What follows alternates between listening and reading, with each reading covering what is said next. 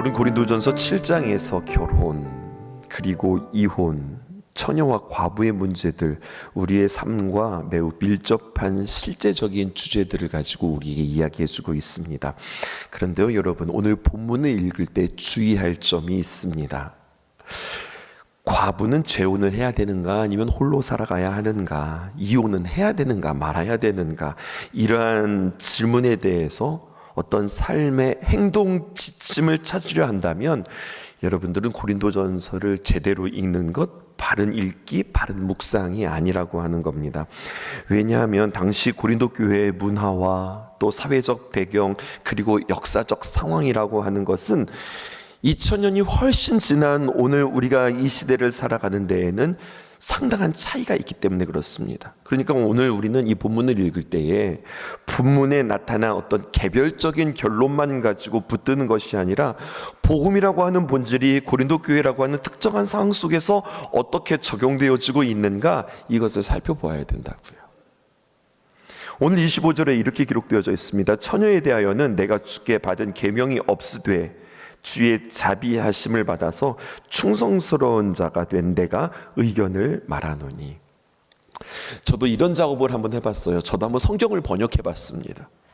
이 25절만 제가 번역을 해봤는데요, 그냥 성경을 어떻게 번역했냐면 여러분들이 알아듣기 쉽게 더 편하도록, 요즘에 많은 새로운 쉬운 번역들이 있지만 우리 신성례 성도들이 잘 알아들을 수 있도록 제가 한번 번역해 보았습니다.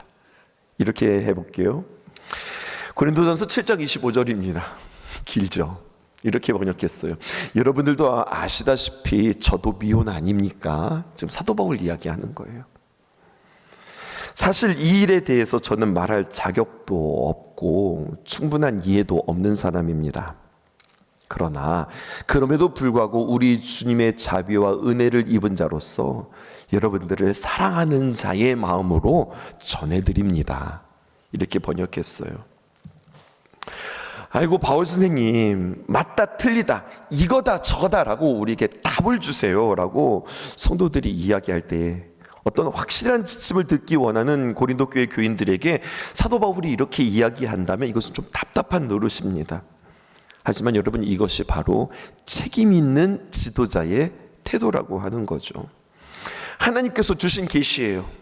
하나님께서 선명하게 주신 말씀이에요. 그럼 우리는 순종하고 따라가지만 주님의 계시도, 주님의 말씀도 아니라고 하는 점에서 여러분, 각자 고민하고 생각할 여지를 주고 그리고 그들로 하여금 선택하도록 하는 겁니다. 하지만 여러분 선택하세요. 여러분들이 하는 거예요. 이렇게 이야기하지 않고 그리스도의 사도로서, 그들을 사랑함으로 복음을 전해준 사도로서, 하지만 저의 의견은 이렇습니다 라고 겸손하게 지금 고린도 교회 교인들에게 이야기하고 있는 겁니다. 당시 고린도는 지중해를 잇는 무역의 중심의 도시라고 첫 시간에 여러분들에게 말씀드린 적이 있죠. 물자만 왔다 갔다 하는 것이 아닙니다. 여러 나라들이 또 여러 물자들이 왔다 갔다 하면서 그것만 왔다 갔다 하는 것이 아니라 온갖 사상과 문화와 그리고 시대 정신이 함께 들어오고 함께 나가고 그러는 거예요. 이원론이라는 게 있었습니다. 띄워주실까요? 육체와 영혼을 갈라놓는 그러한 사상도 있습니다. 쾌락주의라고 하는 것이 있습니다. 몸의 욕망을 마음껏 누리며 자유하라라고 하는 사상도 그들에게 들어왔습니다. 또 반대의 사상도 있었습니다. 금욕주의입니다. 반대로 몸을 철저히 억누르는 것, 이것이 바로 선의 가치다라고 하는 그러한 사상들도 그들에게 있었습니다. 무엇보다도 고린도 교회 우상이 많은 지역이었습니다. 성적 문란과 연결되었고 고린도 사회의 일상이 되어서 그들의 삶에 이 우상 숭배와 그리고 여러 가지 많은 타락의 성적 문란이 그들의 삶 속에 깊이 뿌리 박혀 있었고, 또 기독교 내에는 영지주의라고 해서 특별한 지식을 가진 자만이 구원을 받는다고 하는 복음의 왜곡된 사상들이 고린도 교회라고 하는 그곳에 세상 한복판에 지금 이 고린도 교회가 서 있는 겁니다. 그러니까 온통 다른 가치관으로 둘러싼 자리, 그리고 그곳에서 성도들은 자신들의 신앙을 지키는 거예요. 그렇다면 사도 바울이 고린도 교회를 향하여서 던지는 질문은 무엇일까요? 이걸 질문하는 겁니다. 여러분, 결혼해야 됩니다, 결혼하지 말아야 됩니다, 뭐 과부가 결혼해야 됩니다, 말아야 됩니다, 이혼해야 됩니다, 말아야 됩니다, 이것이 아니라 당신들은 복음을 알고 있는가가 아닙니다. 더 중요한 것, 당신들은 복음을 아는 만큼 그 복음에 입각하여서 선택하면서 살아가고 있습니까? 사도 바울은 이것을 이야기하는 거예요. 고린도전서는 복음을 그냥 머리로만 복음은 이런 거지 라고 그냥 정리하는 것이 아니라 삶으로 살아내는 신앙을 촉구한다고 하는 거죠. 그래서 사도 바울은 끊임없이 묻는 거예요.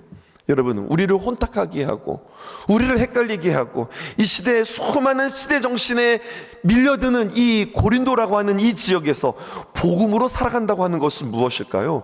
그리스도인다운 선택은 무엇일까요? 하나님의 통치를 받는 하나님 나라의 삶은 어떤 모습일까요? 살아가요 하나님 나라. 우리가 6월 한 달 동안 우리가 살펴보게 되어질 텐데, 여러분, 구체적으로 살아간다는 것은 무엇입니까? 이 질문이 지금 고린도전서 저변에 깔려 있는 거예요. 헬레니즘, 쾌락주의, 영지주의, 우상숭배, 뭐 여러 가지 많은 것 외에 그 당시 이러한 많은 혼란한 세상과 그리고 혼란한 문화와 시대사조 가운데에서 그 당시, 이걸 꼭 기억하세요, 초대교회를 강하게 붙들고 있었던, 그들을 흔들리지 않게 하였던 신앙의 구체적인 정신 하나가 있었으니, 그것은 바로 교회를 교회되게 하고 그 교회를 순전하게 했던 것, 그것은 바로 임박한 종말 신앙이었다는 겁니다. 이게 고린도 교회를 지키고 있었어요. 다른 말로 쉽게 말하면 이런 겁니다. 우리 주님이, 승천하신 그 주님이 곧 다시 오신다. 파루시아라고 해서요, 임박한 종말론, 그냥 종말론이 아니에요. 그 주님이 우리에게 곧 오신다라고 하는 그 신앙, 종말의 신앙을 그들은 간직하며 그 모든 시대에 그들을 혼탁하게 하고 흔드는 모든 그러한 것들을 이길 수 있었던 겁니다. 고린도 교회가 처했던 상황은 오늘날 우리 한국교회, 우리 신성교회와 다른 상황이었습니다. 예수님을 믿는다는 것, 그것은 목숨을 거는 일이었습니다. 우리가 목숨 걸고 신앙생활 해야죠, 그렇게 이야기하는데 아니요, 진짜 목숨을 거는 그러한 신앙이었습니다.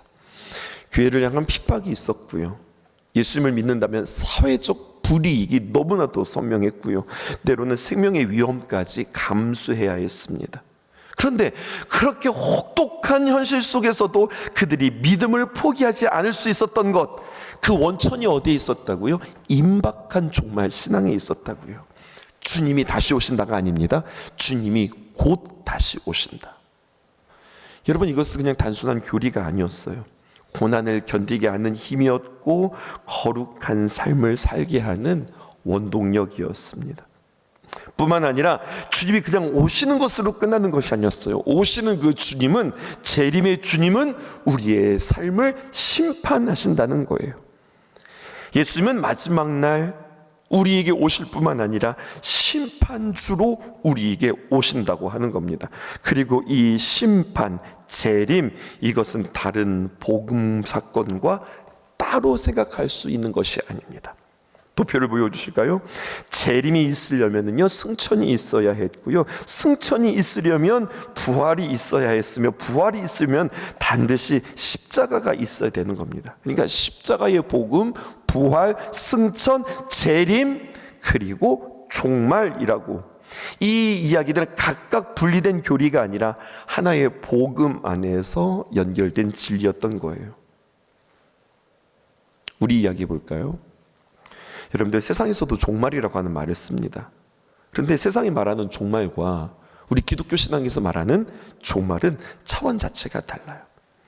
세상에서 종말하면은요, 어떤 것들을 떠오르기 쉬우냐면 핵전쟁, 지구 멸망, 노스트라다무스의 예언, 우주적 파괴, 이러한 이야기들을 들을 때마다 불안하고 또 불쾌하고 어둡고 암울합니다.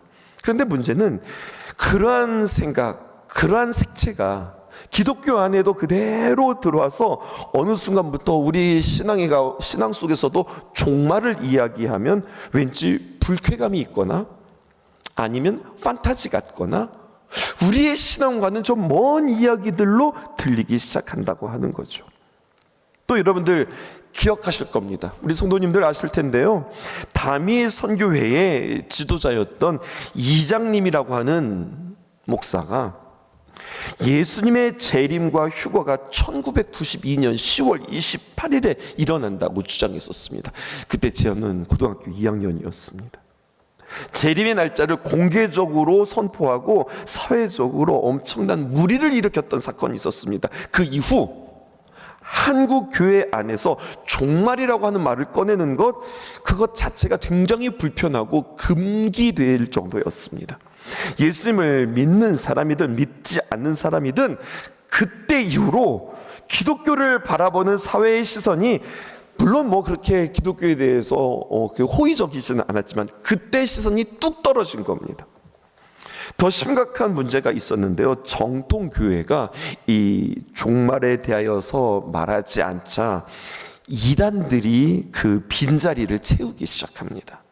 이단들은 종말을 자신들의 교리를 주입하는 가장 강력한 무기로 사용하는 거죠. 요한계시록을 악마의 편집이라고 여러분들 들어보셨죠? 자기식으로 풀어가고 자기식으로 요한계시록을 편집합니다.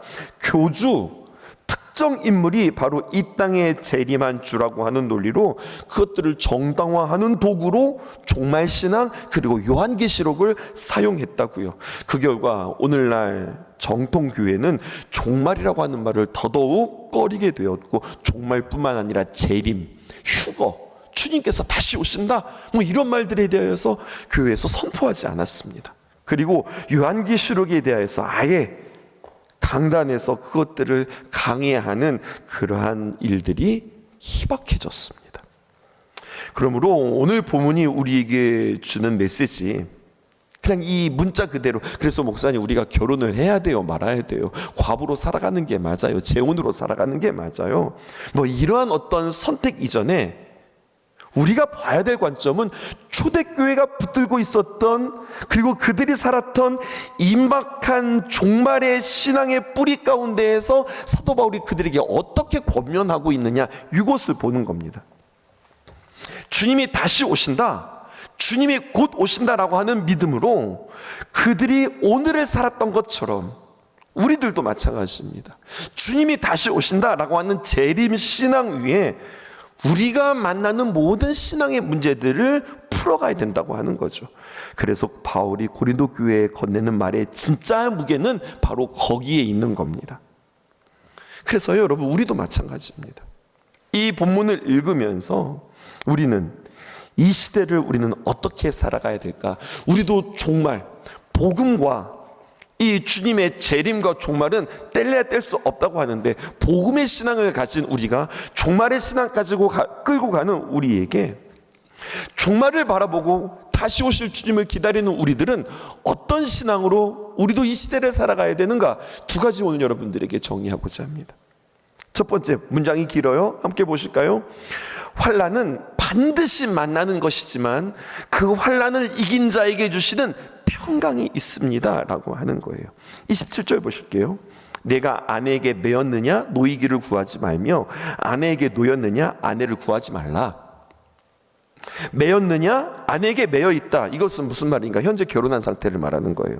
놓여 있다, 아내에게서 놓여 있다, 즉 결혼하지 않은 상태를 말하는 거예요. 그런데 결혼이 좋다 나쁘다의 판단을 넘어서 삶에서 우리가 살아가는 동안에 어떤 환난과 그리고 어려움이 찾아오는 것, 그것은 누구나 다 선택이 아니라 필수라고 하는 겁니다. 그래서 28절에서 이걸 이렇게 이야기하는 거예요. 그러나 장가 가는 것도 죄 짓는 것이 아니고 시집 가는 것도 죄 짓는 것이 아니로되 이런 이들은 육신의 고난이 있으리니 나는 너희를 아끼노라. 여러분, 장가 가는 거, 시집 가는 거, 그거 죄 아니야. 그런데 우리의 삶 속에 이런 이들, 장가를 가든 장가를 가지 않든 시집을 가든 시집을 가지 않든 이런 이들은 육신에 고난이 있다, 이렇게 이야기하는 거예요. 가든 안 가든 하든 말든. 계속해서 보실까요? 7장 30절에서 31절. 우는 자들은 울지 않는 자 같이 하며 기쁜 자들은 기쁘지 않는 자 같이 하며 매매하는 자들은 없는 자 같이 하며 31절 함께 읽어보실까요? 시작. 세상 물건을 쓰는 자들은 다 쓰지 못하는 자 같이 하라. 이 세상의 외형은 지나감이라. 겉으로 소유하고 겉으로 누렸던 것들 뭐라고 이야기해요? 이 세상의 외형은 다 지나간다. 무슨 말입니까? 사라질 날이 온다는 이야기예요. 이것이 바로 종말에 벌어질 일이고 우리도 그 종말의 시대를 지금 맞이하고 있는 겁니다. 그렇다면 내게 무슨 일이 벌어지는 걸까요? 환난은 믿든 믿지 않든 어떤 선택들을 하든 모두에게 찾아오는 당연한 일, 정해진 일이라고 하는 거예요. 그러기에 성경을 쭉 읽다 보면 하나님께서 마지막 날에 잘했다, 착하고 충성된 종아 말씀하시는 기준은 딱 한 가지 있는 거예요. 그것은 바로 무엇이냐?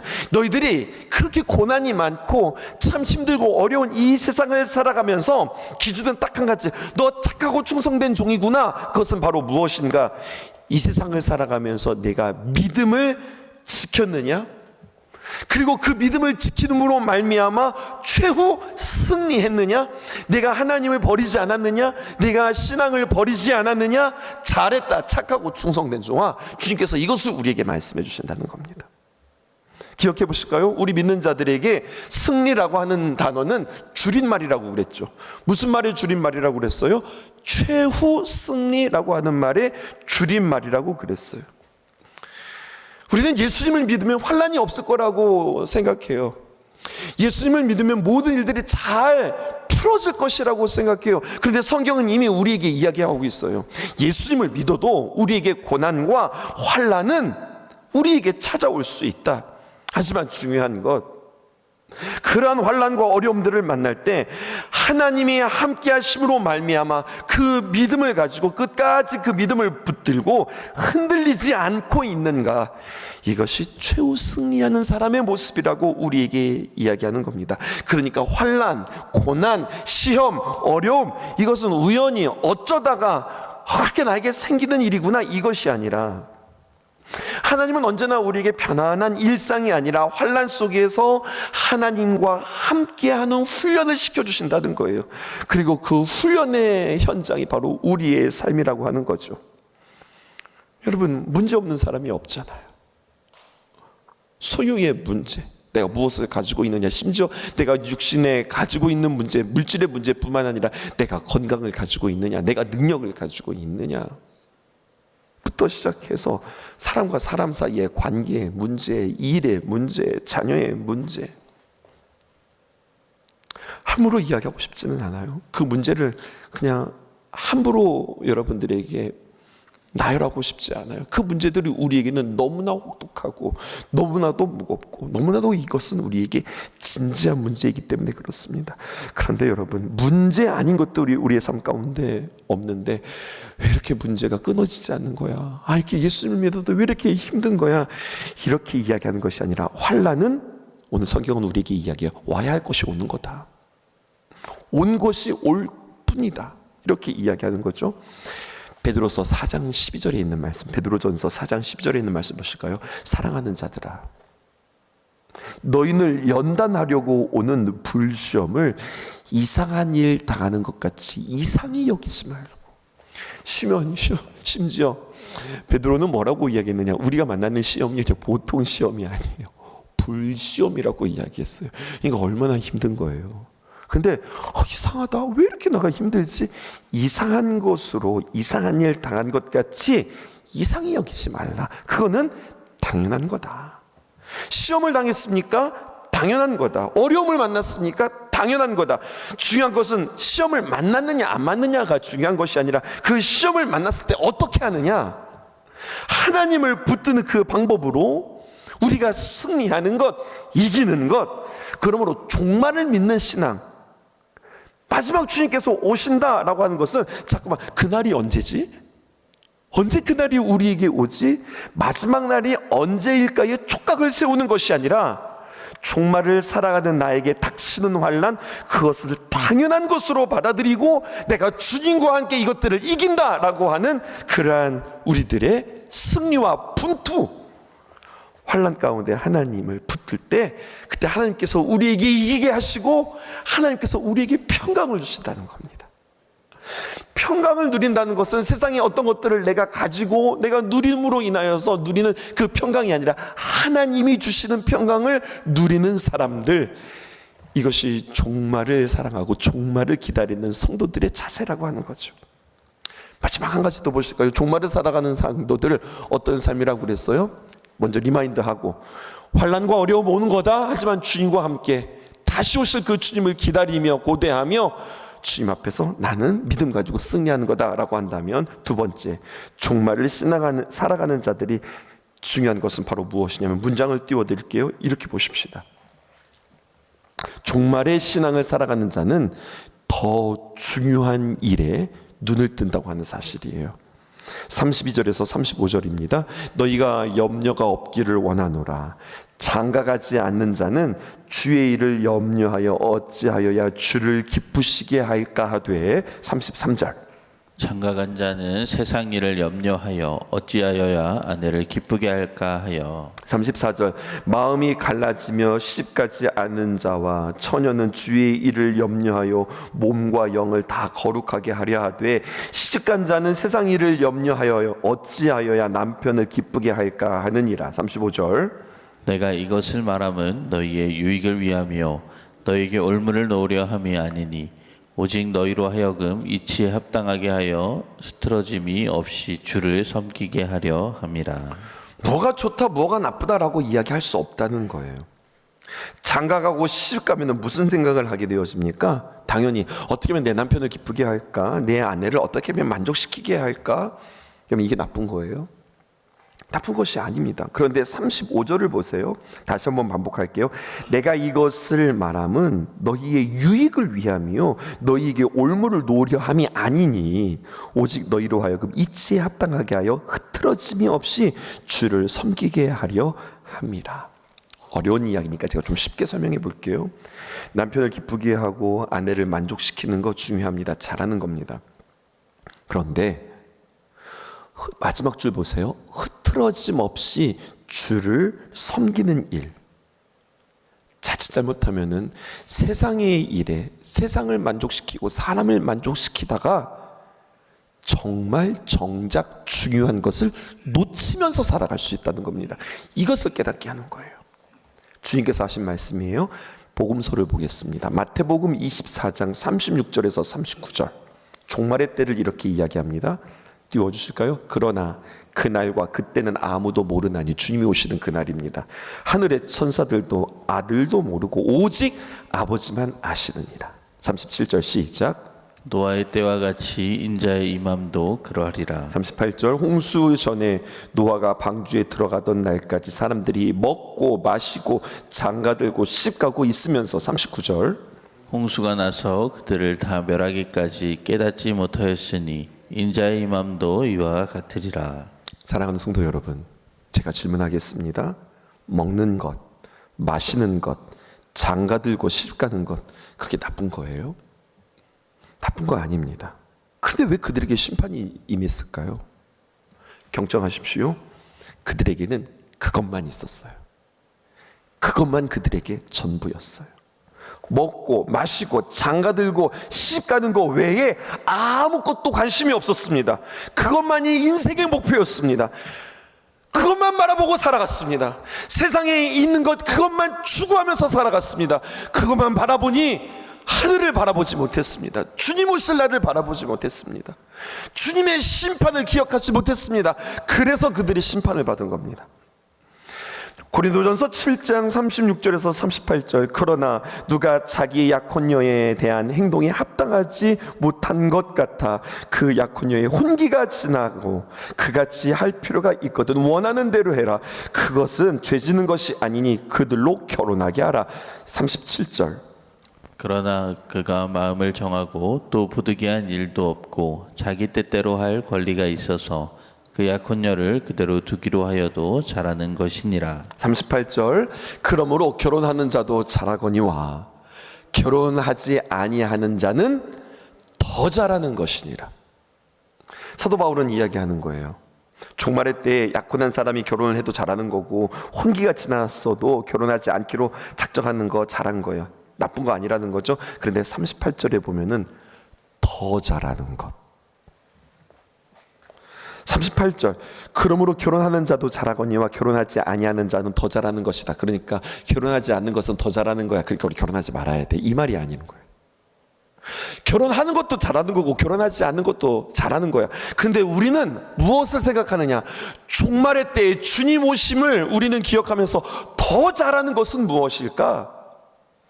주님께서 보실 때에 더 잘하는 것은 무엇일까? 이것을 생각하면서 살아가는 것, 이것이 종말을 기다리는 성도들의 마음의 자세요, 선택의 기준이라고 하는 겁니다. 이 세상에서 편안하게 살아가는 것, 행복하게 살아가는 것, 또 하나님 앞에서 책망받지 않고 꾸지람 받지 않는 것, 여러분, 이것이 목표가 아니라 그 이상을 향해서 더 향해 나가는 것, 이것이 종말을 믿는 자의 신앙의 삶이라고 하는 거예요. 하나님은 환난 가운데 하나님을 붙드는 자에게 함께 하실 뿐만 아니라 더 잘해야지, 내가 하나님을 더 기쁘게 해드려야지, 계속해서 하나님을 주목하고 우리가 이 땅에서 분투와 승리, 우리가 치열하게 주님 앞에 더 어떻게 하면 주님을 기쁘게 해드릴까? 하루가 지났어? 그럼 하루가 지난 게 아니에요. 주님 오실 날이 더 하루가 가까이 온 거예요. 사도 바울은 어떤 신앙을 가지고 있느냐? 그는 믿었어요. 주님이 곧 오신다, 그렇게 믿었단 말이에요. 2000년 전에도 그렇게 생각했는데, 그런데 주님이 오시지 않았어요. 근데 2026년도를 살아가는 우리는 분명한 사실은 사도 바울의 시대보다 훨씬 더 주님이 오실 날이 가까운 시대를 살아가고 있는 거예요. 근데 그 시대 사람들도 어떻게 생각하고 있었다고요? 주님 곧 오신다, 이 믿음 가지고 그들의 삶들을 일으켜 세웠다고요. 늘 제가 이야기하잖아요. 우리 신앙의 선배들은 어떤 찬송 불렀느냐? 주님 고대가, 주님 언제 오시나, 혹여나 이상한 구름만 떠도, 노을 지는 그 햇빛만 봐도 혹시나 우리 주님 오시는 그 구름 아닐까? 그것을 바라보면서 주님 오시기를 사모하면서 주님 고대가, 주님 사모가 부르면서 우리 신앙생활 했는데, 우리는 어떠합니까? 주님 고대하십니까? 주님 곧 오신다, 주님 재림하신다, 이거 내가 기억하고 내가 이거 생각하면서 살아가는가? 악한 마귀는 어떻게 한다고요? 가장 귀하고 가장 아름다운 가치에 죄를 뿌린다고요. 그래서 젊은이들을 만나면, 우리 청장년들을 만나면, 청년들을 만나면 재림에 대해서만 이야기하고 휴거에 대해서 이야기하고 종말에 대해서 이야기하면, 아, 목사님 왠지 판타지 같아요. 그게 맞아요. 십자가는 믿어요, 부활은 믿어요. 근데 승천은 승천? 재림? 이건 사실은 그 믿음들이 더 극대화되어야 하는 겁니다. 이것이 신앙이라고요. 환난은 필수다. 왜 나에게만 이런 일이 오냐고 묻지 말고 올 게 온 거다. 그 환난 가운데 하나님을 붙들고 믿음 가지고 최후 승리를 경험하는 사랑하는 여러분들과 제가 되어지기 원합니다. 또 잘하는 거에 만족하지 않는다. 종말을 믿는 성도들은 항상 더 잘하는 일에, 더 중요한 일에, 더 본질에 우리는 눈을 들고 살아가는 자들이다. 이거 기억하면서, 그래서 목사님 결혼하는 게 맞아요? 아니에요. 재혼하는 게 맞아요? 아니에요. 이런 거 묻지 말고 더 하나님을 기쁘시게 하는 게 무엇일까? 각자에게 주시는 하나님의 귀한 마음에 따라서 선택하면서 살아가는 것, 그러한 선택이 저와 여러분들에게 있기를 주님의 이름으로 축복합니다. 주님의 마음은, 주님의 심장은, 주님의 시선을 가진 자,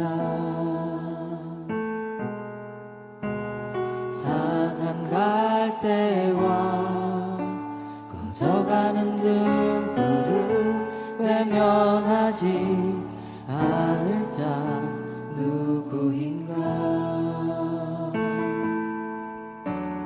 주님의 눈물은, 주님의 아픔은,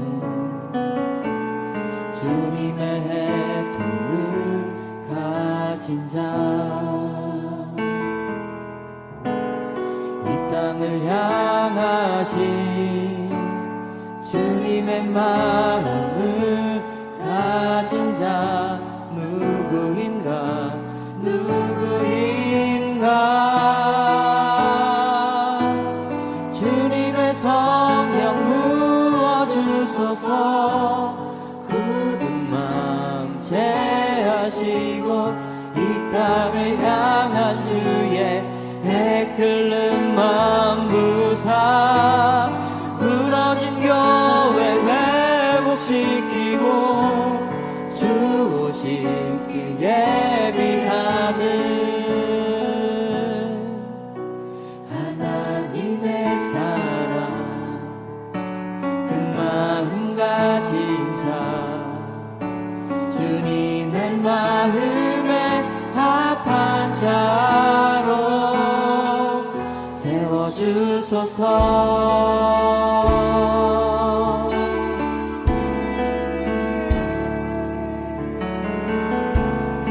자신의 생각을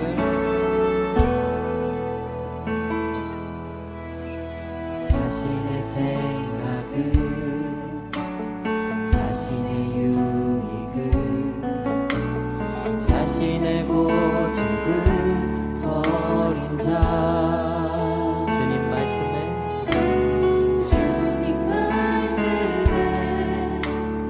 온전한 순종